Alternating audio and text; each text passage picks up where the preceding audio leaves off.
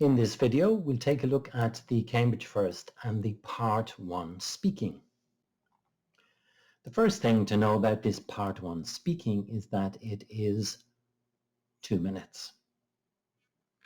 And the questions that the examiner asks you in Part 1 are very general questions. They're not specific questions. The examiner asks people individually, and usually what you find is that the examiner will ask a question in order. So, for example, the examiner will ask first person a question, and then the second person, and then another question to the first person, and so on like that for the whole 2 minutes. So let's just look at what you can expect when you're doing this part of the test. And the first thing you will hear are instructions from the examiner, and these are the instructions you'll hear from the examiner. The examiner introduces themselves, says their name, and also introduces their colleague.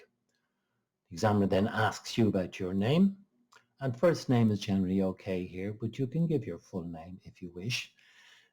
If you are not living in your own country, you can answer this question in one of two ways. You can say that you live in Spain or Japan or whatever country you come from, or you can talk about where you live now, and then and you there is for the second person. And before you start to answer these general questions, the examiner explains what's going to happen. So let's look at some example questions, and here's the first one.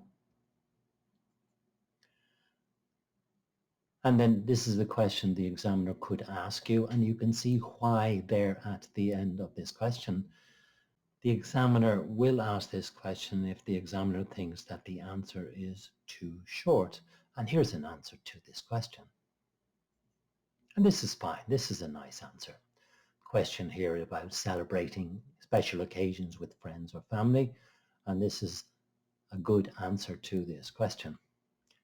So if we just think about what we need to do here to answer the question, you should give some extra details in answer to a question.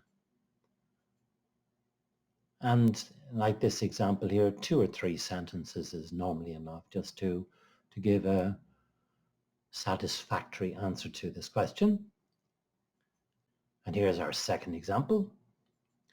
And once again, the question is, what kinds of food do you enjoy eating with friends? And then the why question at the end of the sentence is a possible question the examiner can ask if perhaps the answer is a little bit short. And here's the answer to this question. And once again, this is an appropriate answer. So just to remind ourselves here, with the answer, you need to add a little bit of detail. And in this case, the person has talked about pizza and Chinese food. And it's 2 or 3 sentences. So this is a good answer for part 1. And it's something that you need to do all the way. So what kind of things can you do in this part 1 of the speaking test? Well, the first thing is to relax. Sometimes when people come into the exam, they feel a little bit nervous, so try to make yourself relax a little bit. Part 1 are general questions. You can answer these questions. And while you're preparing for your B2 exam, you can practice with very simple questions so that you can give answers in this part. Always give a little bit of detail. Yes, no answers. They don't give any information to the examiner, and this is sometimes why they use the question, why? So try to give a little bit of detail to your answers when you're responding.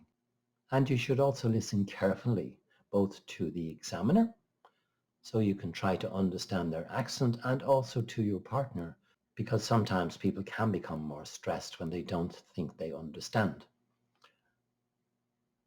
The examiner will always be clear, but perhaps it's an accent that you're not very familiar with. And again, we go back to the first point here, which is relax.